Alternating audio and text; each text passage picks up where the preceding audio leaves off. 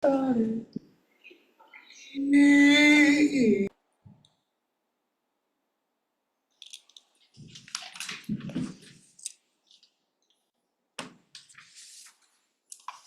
till it's officially, I don't know what other computers say. Mine says 4. All right, then let's go. We have one computer that says 4. All right, so I'll call the meeting to order, and we do have one board member who wishes to participate electronically or virtually.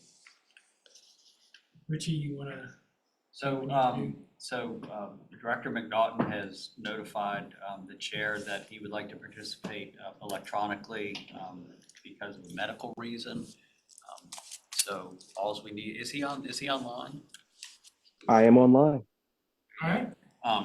So we just need a motion to allow him to participate. A motion, a second, and a vote. And then if that passes, we just need to know a general location for Director McNaughton. All right, is there a motion to allow him to participate remotely for medical reasons? I motion to allow Director McNaughton to attend remotely. Second. All right, all in favor? Aye. All right, We just need a general And location. I'm in Troy, Virginia. That works. all right. So on to matters from the public. Is there anyone? There are no matters from the public. All right, so next is the approval of minutes. The minutes were circulated with the agenda. Does anyone have any comments on the minutes? Hearing no comments, is there a motion to approve the minutes? I move to approve the minutes. Is there a second? Second. All right, all in favor? Aye. Aye. All right, Aye. are approved. Financial report. Yeah, so there's been no changes to the financial report since the last meeting.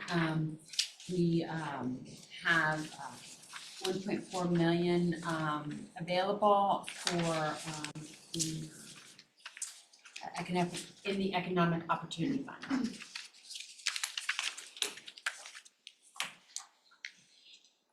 All right, any questions? All right, hearing none, we will move on to new business.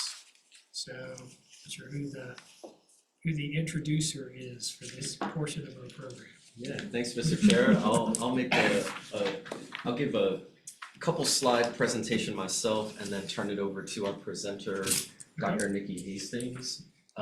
Dr. Hastings came to our February meeting and gave a preview of the information that she'll share today.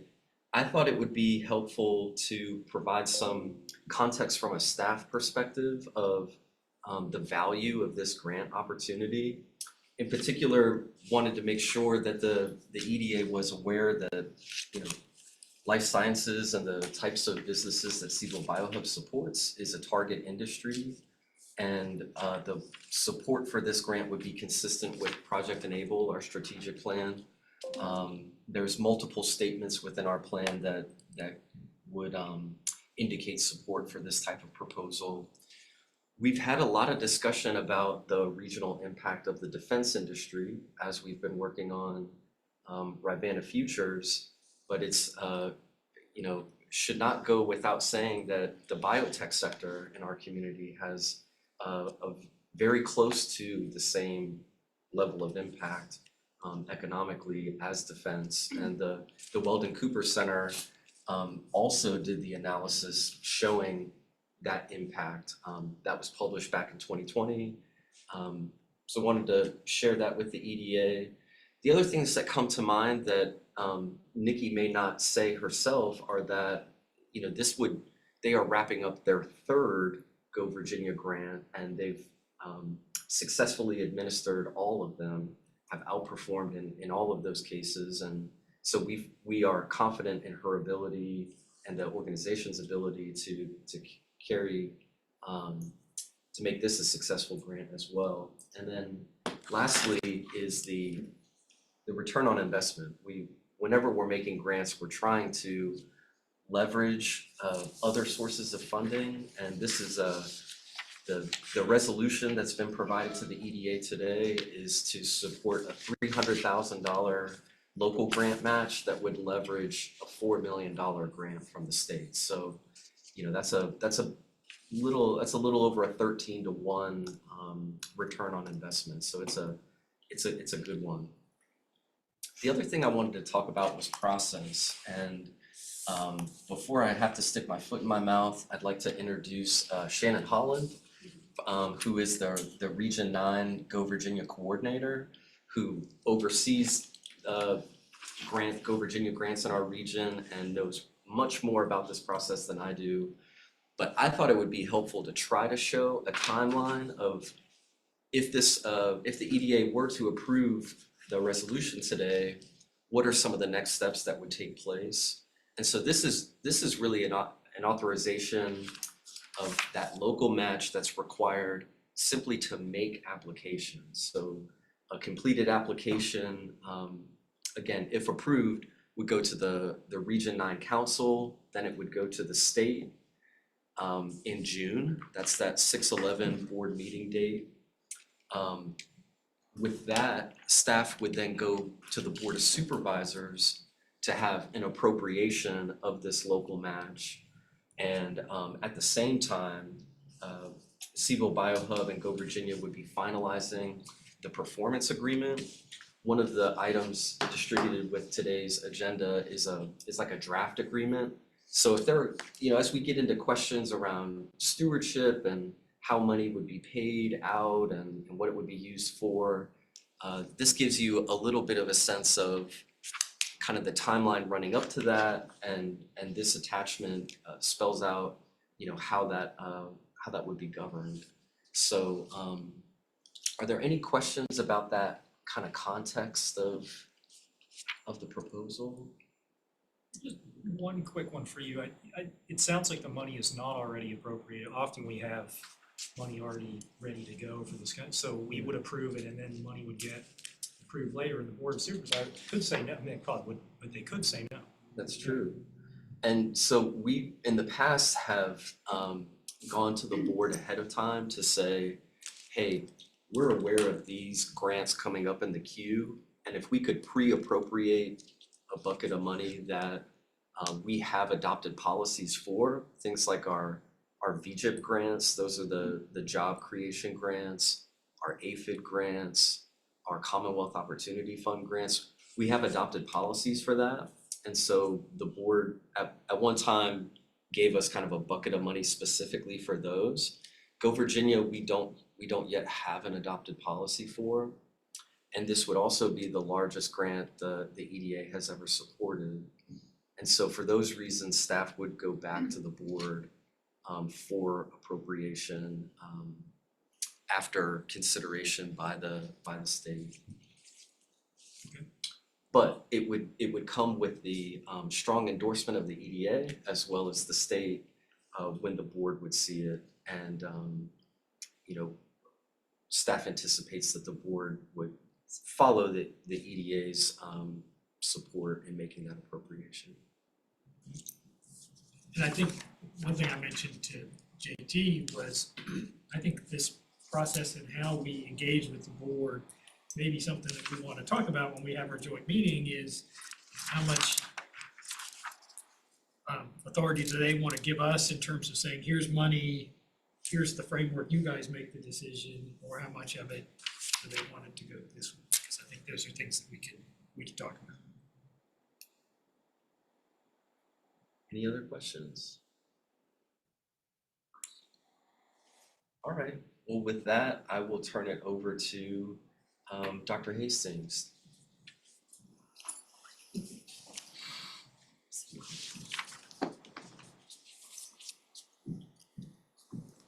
JT. You have the, good here, you getting this? Okay. Outstanding. Thank you so much. Yep. It's wonderful to be back and see everybody. I'm gone from winter to spring and back to winter again here, so. a lot has happened for CVille BioHub and this project since I last presented to you as the project was starting to unfold quickly. Today, I'm sharing with you the project-specific overview on what we're working to do in order to move companies out of the university setting from early stage biotech into commercialized entities under one roof with the services and support that they need to ultimately be more successful than they would be without those types of opportunities. And we're calling it the Charlottesville Biotech Accelerator. Been a lot of names thrown around, but this is what's going in for the grant application to acknowledge that it's here in our region and that we're working with life sciences companies across a very broad definition of the sector, as we've talked about last time, and accelerator meaning moving these companies forward faster and giving them the chance to be more successful. Might be the one down. There we go. We talked a little bit about this last time, but it's one of the best visuals that I've seen that demonstrates what's happening as companies are going from a research stage to a commercialization stage, where there are several valleys of death that these companies will hit, where they have a lower chance of being successful or many hurdles to overcome to move forward to the next stage of growth. And so there's a technological valley of death that happens as companies are moving beyond basic research and coming up with the concepts that they think might be commercial into demonstration of commercial products, concepts, and validation through preclinical studies and testing to demonstrate the real commercial potential and opportunity, understanding that there's a true market and market product fit. And so where we intend to play with the accelerator is in this commercialization valley of death, where we'll be bringing these companies directly to the investor groups that we're collaborating with currently and want to expand and grow.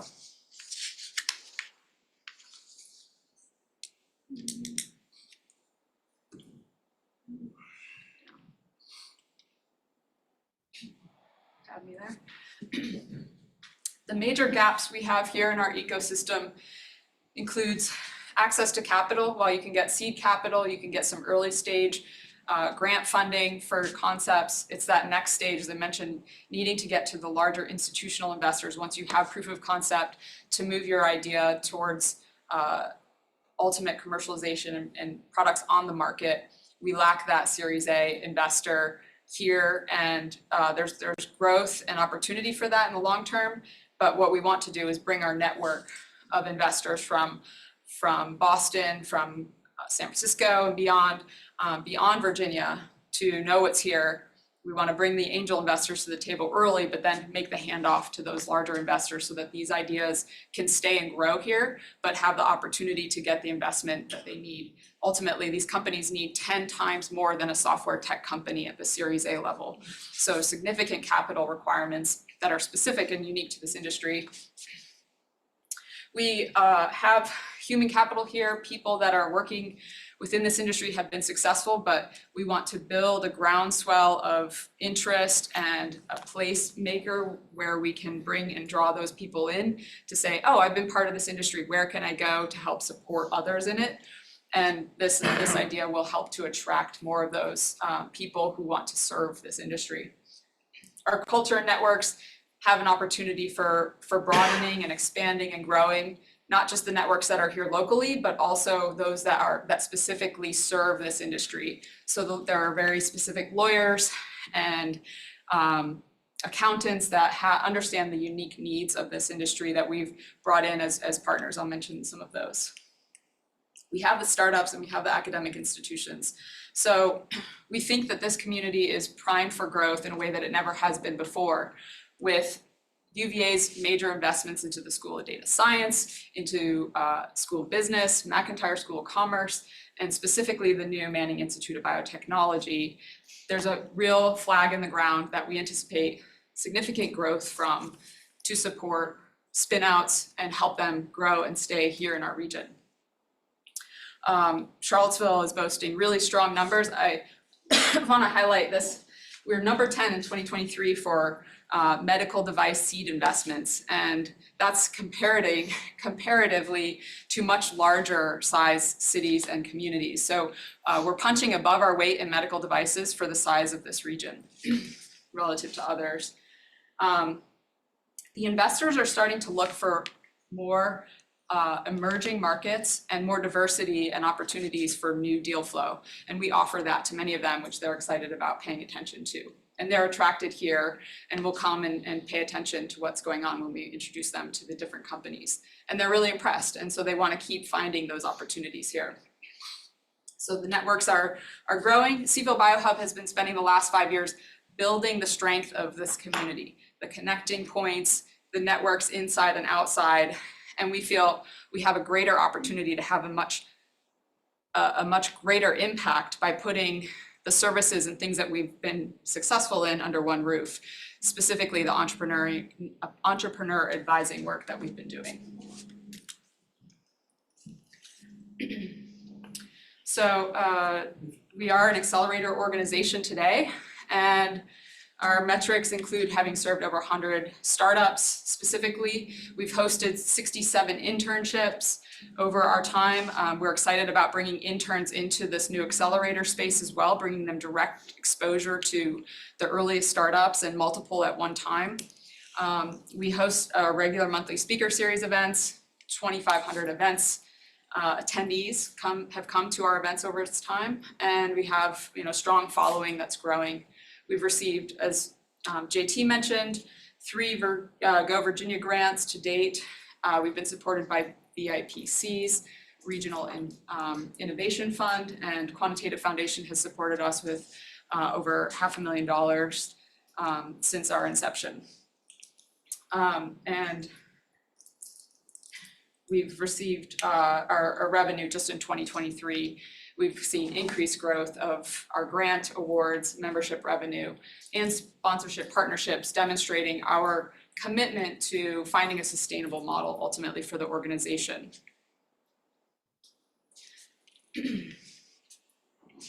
So our solution here is, as I mentioned, the Charlottesville Biotech Accelerator.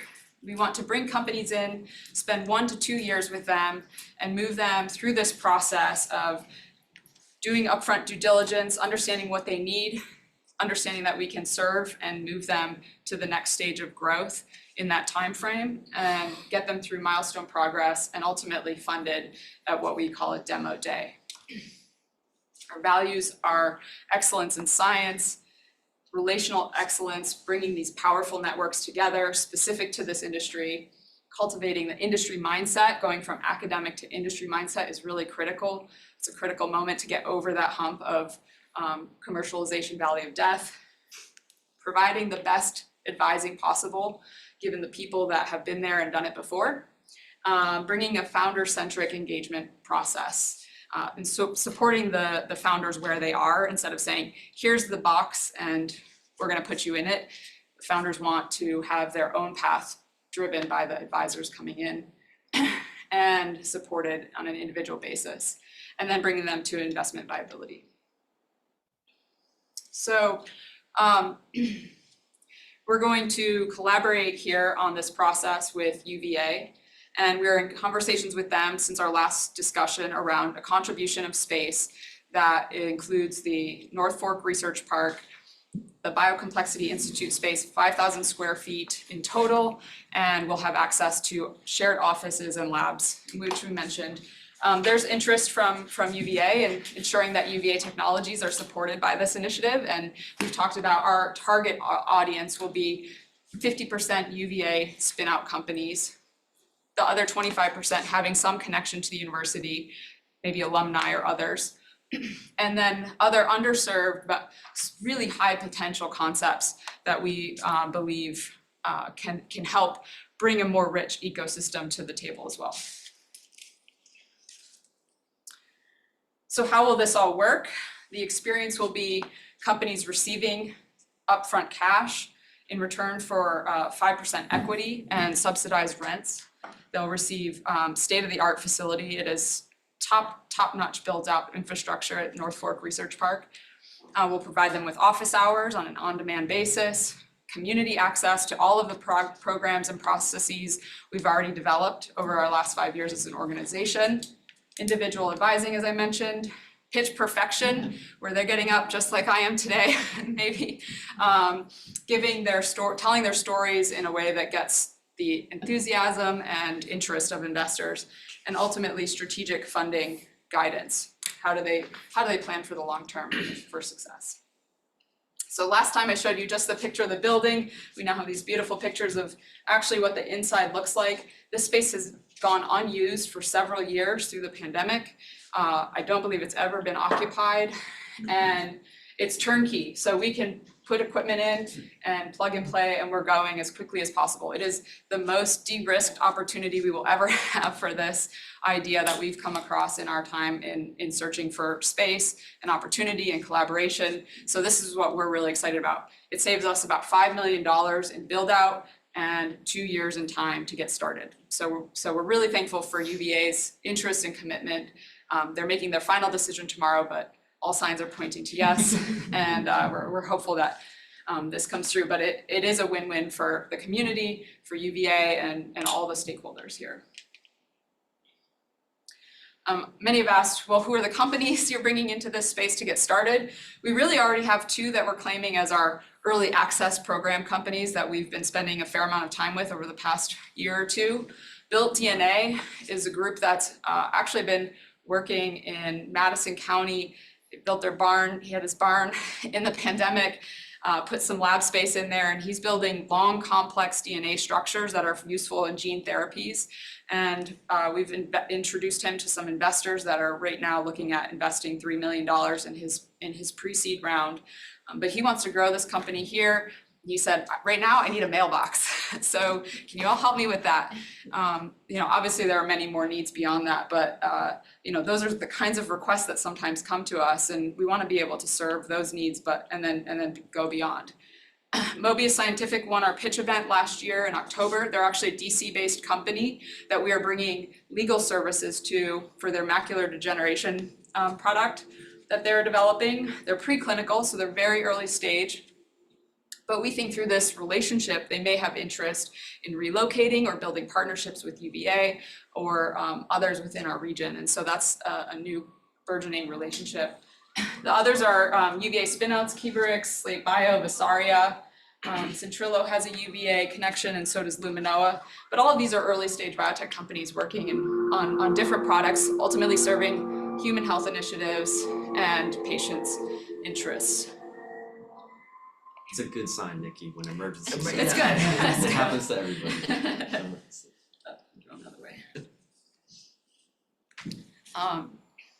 So I mentioned some of our key partners. We're building a really deep network at this point of industry partnerships. I mentioned some of the lawyers, Cooley and Wilson Sonsini are 2 of those that are part of this initiative right now. They will be spending direct hours with the companies. These are services they're getting pro bono. The companies are getting that they would not necessarily be able to access at the cost that they are, at the level that these firms offer. But the firms are incentivized to help these companies early so that they're also successful. So we're all aligned in supporting these companies towards success. Many of the others you may see as familiar on there, and we continue to build out our industry partnerships. We have a strong investor network, including some of the local groups like Cab Angels, LVG Seed Fund, et cetera. And I do want to mention that this project in particular is supporting fostering academic to community relationships across Virginia. So while we're going after a $4 million grant, so is Verge Alliance in Roanoke, Blacksburg, and Activation Capital in Richmond. So we have a 3-pronged approach to building this community by being the entities that sit just adjacent to the university, helping to pull out the research and technology to commercialize, but then partner together to build efficiencies across the state. And this is very much aligned with the governor's interests and the identification of a new research triangle that was established.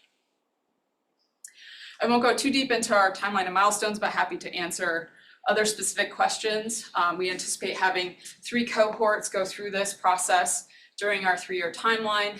And ultimately, we need to plan for sustainability pretty early on in our second year at the latest, because this is a long game to see these companies ultimately be successful. So, we see this as a 10-year project ultimately, but the pilot itself will help to prove the concept that for which we believe we'll be able to go after some additional funding from venture capitalists, et cetera. I've mentioned our team before, all experts. These are our entrepreneur advising team, and experts have been in private sector working with startups, and it's a strong team that's been working together now for over 2.5 years. We have a strong board of directors with diverse backgrounds in finance, industry, and entrepreneurship, as well as medicine, we have 2 representatives on our board from UVA, and we'll be putting one more on this board as a part of the project.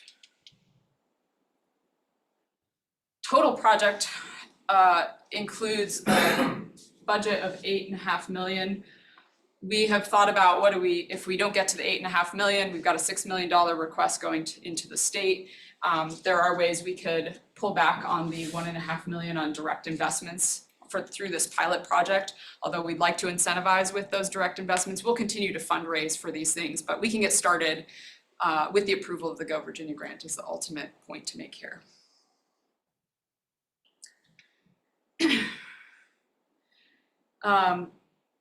What gets complicated here is thinking about the grant itself and then the match requirements. And we require a $2 million match for the $4 million grant. And some of that match can be provided in kind. UVA's in kind support is a $750K contribution, but we aren't including that as our match for the grant, just to exclude concern or question around in-state contributions that have already been given. These need to be non-state supported contributions. So we have our lawyer support in-kind services at $550,000. We have some private investments. UVA Innovates is the new entrepreneurship program that Mike Lennox is leading and making this recommendation to the president tomorrow. He's putting in some from his own budget. And then we need a locality commitment, ideally of 20% of the 2 million. We'll be just short of that because City of Charlottesville is actually bringing 75.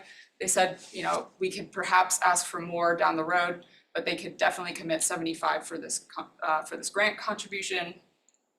With your support, I believe we will receive the additional 765 from the Paul Manning Family Foundation. So we spoke to them on Friday.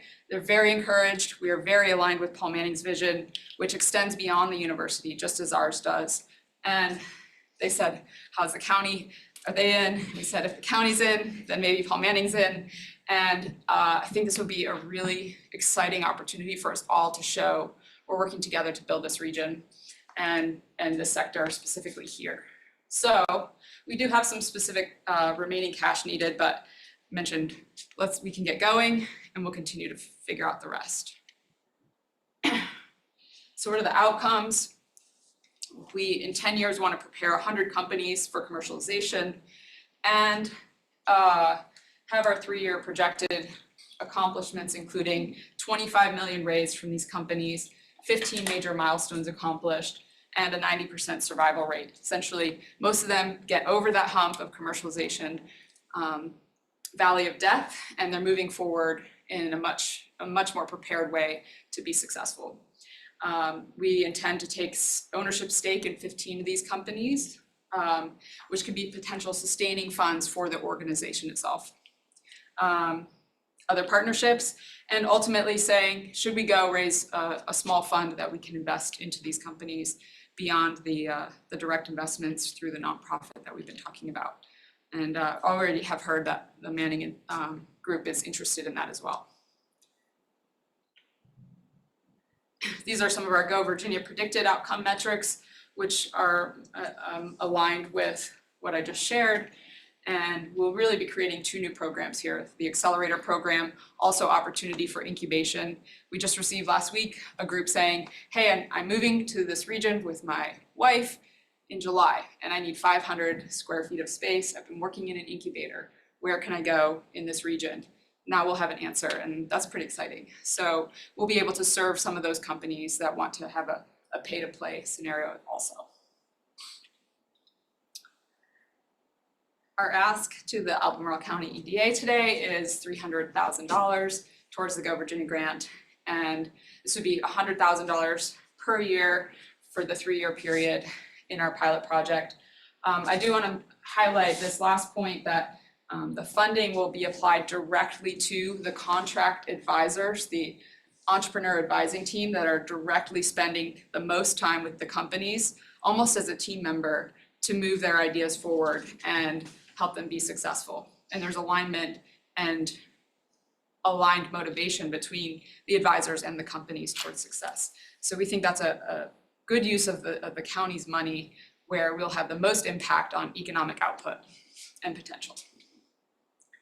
So with that, I appreciate your time and we'll take any questions, and got Pace and Shannon here to help answer other questions on Go Virginia. You want to get questions? Do they want to talk? Do you want to, yes, next? please, do you want to guys wanna mention say anything something else? Before we go to questions? That'd be great. Sure, I didn't prepare any remarks. Sure, we'll wing it. So I would just like to say that I think most communities would kill to have somebody like Nikki leading the way on this. I mean, she's an exceptional figure, very well respected. The amount she's accomplished in the last few years with very meager resources is beyond impressive. And I think it also points to the fact that, you know, she's here, we're here with her, like no one of us can do this by ourselves. UVA can't do it by ourselves, Nikki can't do it by herself, Go Virginia can't do it by themselves. We just can't. So I think that this is a really great opportunity to walk the talk that we all talk about when we talk about collaborative economic development. And I think one more point, because I know you all are very invested in the Ravenna Futures. I mean, Nikki talked about this being a big economic impact alongside the defense sector, but they actually intersect in a lot of areas. So we've been talking about, you know, the opportunities to merge data science, the life sciences, defense sector. So it really blends beautifully, I think, with some of the other initiatives you all have supported. And I would just encourage you to think, and I know you will, closely about this, because it's an amazing opportunity to build out the life science sector and really take it to the next step. I mean, Nikki's been operating an accelerator without walls, in effect, and has done amazing things, but without that physical space. You didn't have a slide in here, I didn't think, but we don't have any wet lab space here. You know, Roanoke does, Richmond does, Northern Virginia does, Blacksburg does.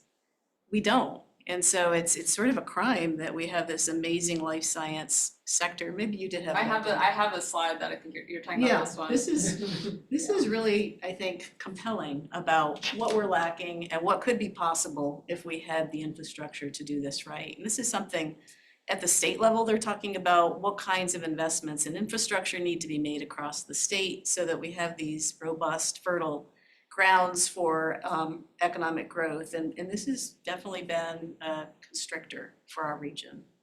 So we're really excited about it. I think Nikki's just an amazing advocate for this and has done a great job. I mean, her background just is starting, you know, working for a startup. She teaches students about startups. She works with startups now. So we're glad to be a part of this and really look forward to seeing this happen.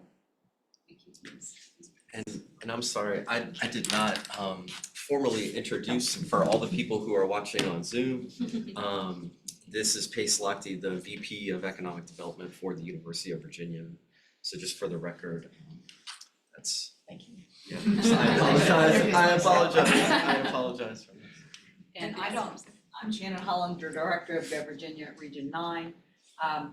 It's hard to follow Pace and Nikki, but just briefly, this particular type project has been an identified opportunity for economic impact in our entire region, but with most of the sub-region of Albemarle-Charlottesville area since 2017, the first growth plan in our region was established. We have worked steadfastly with UVA and the BioHub to move this project along, multiple discussions with the public sector, private sector. The amount of private sector support is astounding, and that's really important.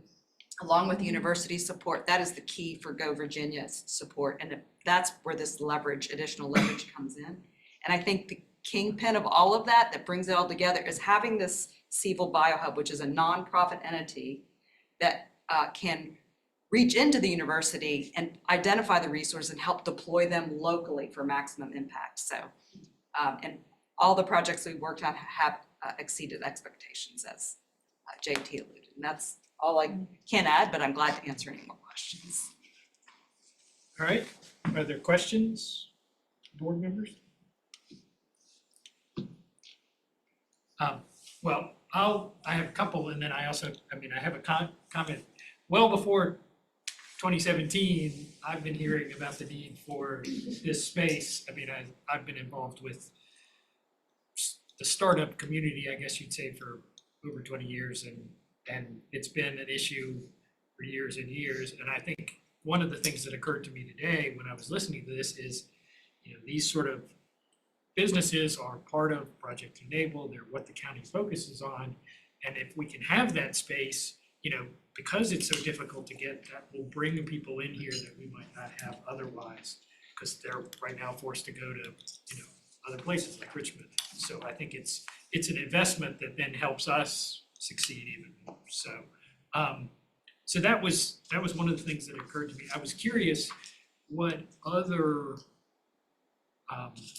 biocentric accelerators see in terms of like a return on their equity from investing in these companies. How does that end up playing out? So the most sustainable of these types of models have a side fund where they're taking a significant stake at the very front end and then following through with the ones with follow-on money, with the ones that are demonstrating success. But it's a great model to be able to take equity up front and then hold back additional capital until you've actually followed them and become part of their team, and what they're near to accomplish, and you can really de-risk as much as possible. So there are more successful and less successful accelerator models. I think key to ours will be having the right people in it and the right advisors to support it.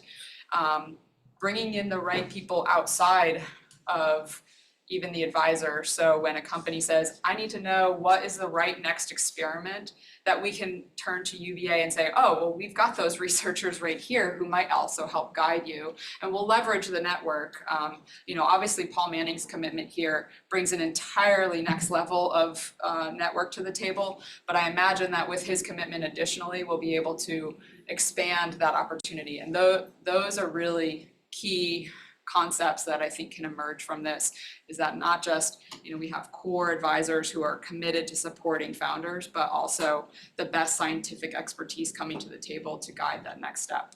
And then opening their networks up more broadly so that the visibility comes to our region. Any other questions? More, again, along the lines of a comment, and I think we talked about this last month, and that I worry that after they've successfully deployed from the incubator, we need to have the space for them to stay local. And I'm looking at staff going, hey, are we gonna get this lab space that they need? Because they can't stay, right? And I know that maybe it's the Manning Institute at UVA, but we want them in the community somehow and not have to rely on UVA space necessarily.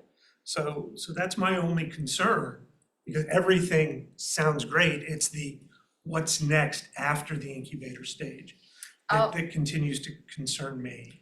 I totally share that concern. And after our conversation from the last meeting, I was reminded of a step that we had taken prior to getting this project, was to start to attract real estate developers specific to life sciences to this region. And two in particular have shown real interest in Charlottesville. One is down in North Carolina, Ancora, and the other's in Maryland, Shear Partners. And Shear Partners actually put a bid on a space in the city. It fell through because of seller requirements. And I think that if we start building this, that we can then re-engage in those types of conversations and say, hey, there really is the next stage happening here. And one of the big questions from Ancora was, well, how is the university participating in this ecosystem building? And we now have them as a partner at the table. And I think Ancora could be come back in and be more committed to helping to build outside UVA space to serve these companies in the long run. I think the North Fork Research Park is a viable opportunity as well. So I don't know, maybe you have other thoughts on We've got that. 562 acres at North Fork. I think companies coming out the other end of this are gonna be even more de-risked and more attractive to investors. So I don't know that the physical space will get built. It might not exist exactly today, but I think it's gonna be hard for people like Nikki mentioned coming in, and the Ancoras, the Alexandria real estate Mhm. folks. They're gonna be very interested in what goes on in this building and look for opportunities to grow that. And no, I think that's right. My worry is that we don't move quickly enough and they relocate to Richmond or Roanoke, or if they can afford it, Northern Virginia. But the other two certainly, I think, are gonna be affordable for them as locations. I mean, it's great for the Commonwealth, and from a Go Virginia standpoint, but for our area, that's the only real worry, is that Nikki does a great job developing these companies. We get them to this level. I'd be and- crying also if they're moving on. And they're like, oh, Yeah. we're going down to Roanoke because they've got the lab space and you're still building it. That's the worry for me that Well, I that we think need to some nudge. may leave. Oh, yeah, But we may get some from Roanoke, we may Sure. get some from Richmond, so I think it just this additional activity really opens up a lot of new avenues for it. And I think, this is economic development. It's not like it just starts when they, leave the incubator. These are active jobs too. But I mean, completely understand your point. What I've experienced in the past on similar projects like this is that when you don't have the space, but you make the investment in a certain area, and then the market starts changing as it's growing, and then as the market increases in demand, all of a sudden, there are developers and investors out there that will move quickly to catch up with that need. But usually you have to get to a certain point of really obvious justification. And keep in mind too, this program will also employ people that are here, existing people, existing students, which is a main focus of Project Enable in the bio sector. So I personally can't see anything wrong with this as an advisor to you. Today, we're not writing a check or anything. We're just approving and say, hey, we endorse it and we're gonna send it forward. So. And I want to mention one of the programmatic pieces we've talked about, and others have advised us that have these spaces, saying you need to help prepare these companies for step up space, the day they walk in the door. And we'll be bringing specialized programming to them, whether that's on the legal side or accounting side of things, but also on the real estate side. And we have this great partnership with Shear Partners. They've helped advise us on the budget here. A broker can come in and say, hey, here's how you need to be thinking about what you need to build out. We can help you. Here's the inventory in the region, and kind of emphasizing the opportunities locally. And I think that's been a role we've been playing for many of the companies that come find us, but we've now engaged with experts in the field that can be an advocate for those companies. So, we share the objectives of growing them and retaining them in the region, and I think we want to do what we can to support that. So where we can be supportive of future initiatives, you can count on us for that. You wanted to add something? Well, it would be brief that just ecosystem wise, you're across the street from the Central Virginia Partnership out in North Fork. And of course, with the Albemarle team here, there's a way to engage in some activities with those startups as well, to help them thinking about what they need to know to stay. Yeah, absolutely. Any other questions? All right, if there are no other questions, is there a motion regarding the resolution that was provided?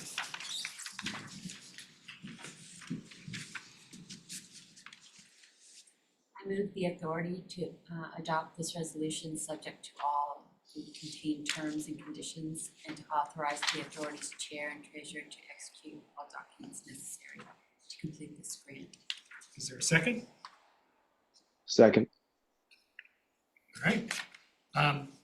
Is there any further discussion? I just have one, just kind of an unusual situation that just happened. I learned tonight, there's one of the accelerator prospects listed. I'm an investor in one of those companies, so just to, rather than slowing anything down, probably just recuse myself, because I think rather I than think- vote in I think- support, and No, I think we have that's a enough good idea. people, but so I just want And I'll get him a form. Okay. We'll make that a matter of Thanks. record, but Yeah, thank you for bringing that yeah. up. It happens. It's happened after a vote too on occasion. So, any further discussions? Hopefully no more recusals, because we didn't have enough votes. All right, hearing none, you wanna call the roll? I'll do it. Director Long, Aye? Director Ray is absent, Director Johnson, Aye. Director McNaughton, Aye. Director Matola. Aye. And Director Storm. Aye. All right, Director Worrell has recused himself. yes. all right, the resolution is adopted. Thank you for coming. Thank you It's very very much. exciting. Congratulations. Yeah.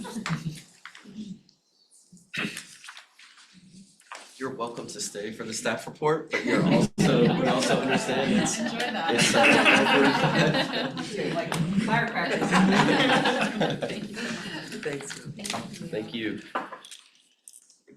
All right, so on to the staff report. Okay, well, Mr. Chair, I will turn these topics over to my esteemed colleagues, and I think I'll start with Ashley. I'm going to pass it on down to Liz for the VITA conference. And it's gonna stop with me. And then we're gonna everybody. pass it on back this way. And I did bring our VITA mascot, and some refer to her as Cardi B. And she likes to take pictures when we go to VITA conferences, so this is just a little physical representation of what we got to enjoy. That's right. She Titi, goes would you mind everywhere going in forward? Virginia. Thank you. Thank you. Yes, and some pictures. Last week, most of our office staff were able to attend the VITA Spring Conference.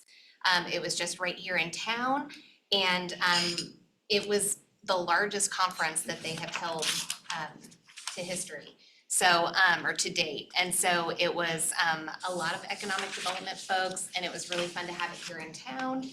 And some of the topics that we were able to learn about at this conference were the economic value of the Virginia Community College system.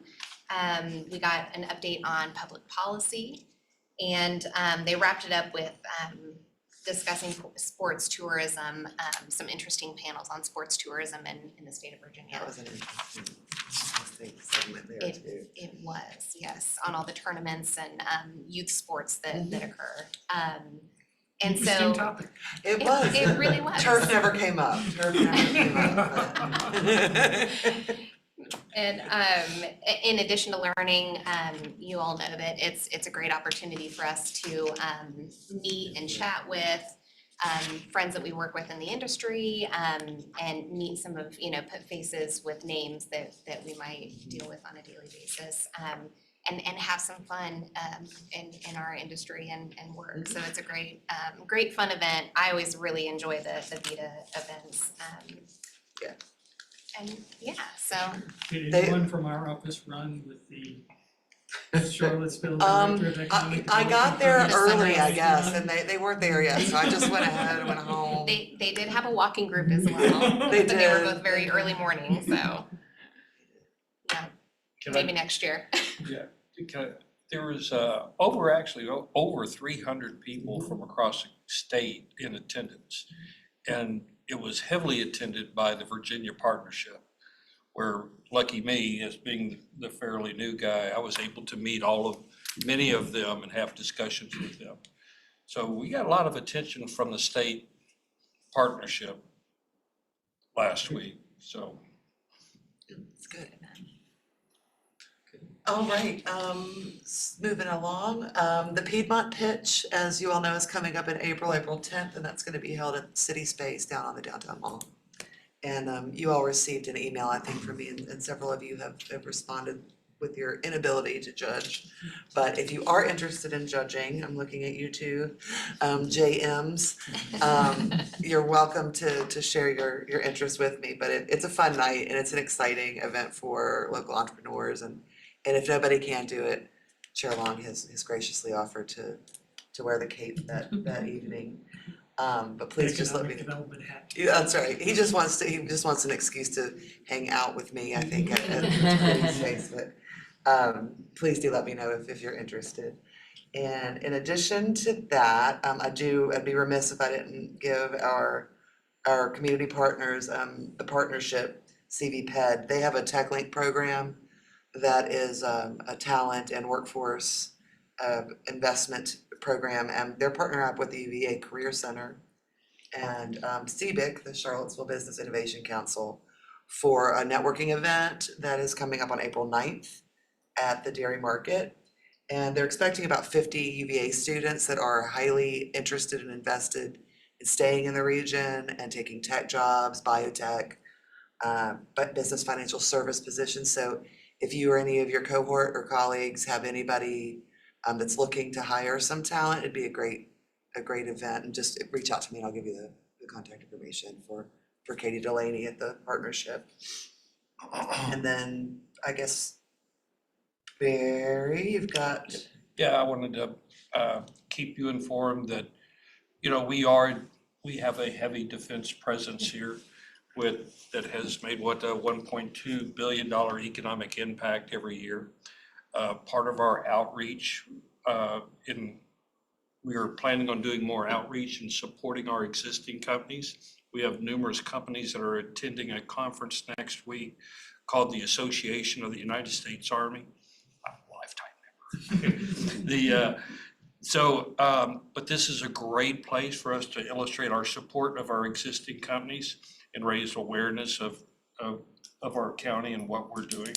So I'll be attending that next week, just for your information. Will your friends be there? Yeah, you get in touch with Nick, I don't wanna conflict things here, but yeah.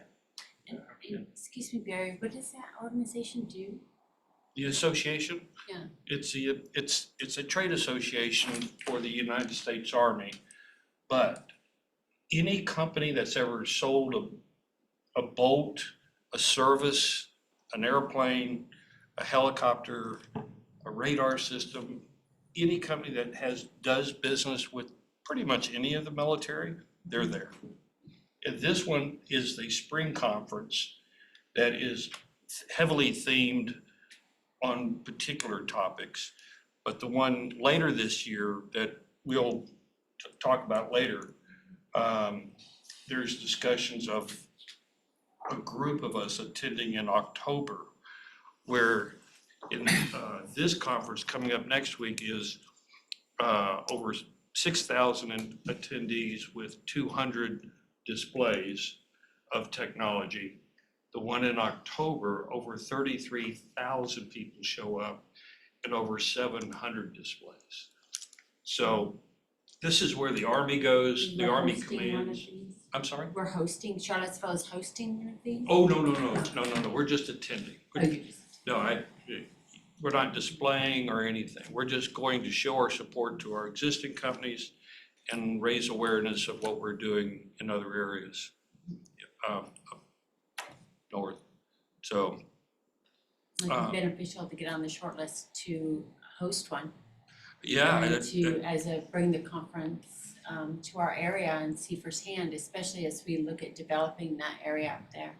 We're actually in discussions about hosting a different conference coming up in October.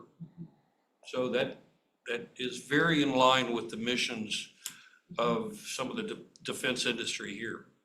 So thank you. That's glad to hear that endorsement.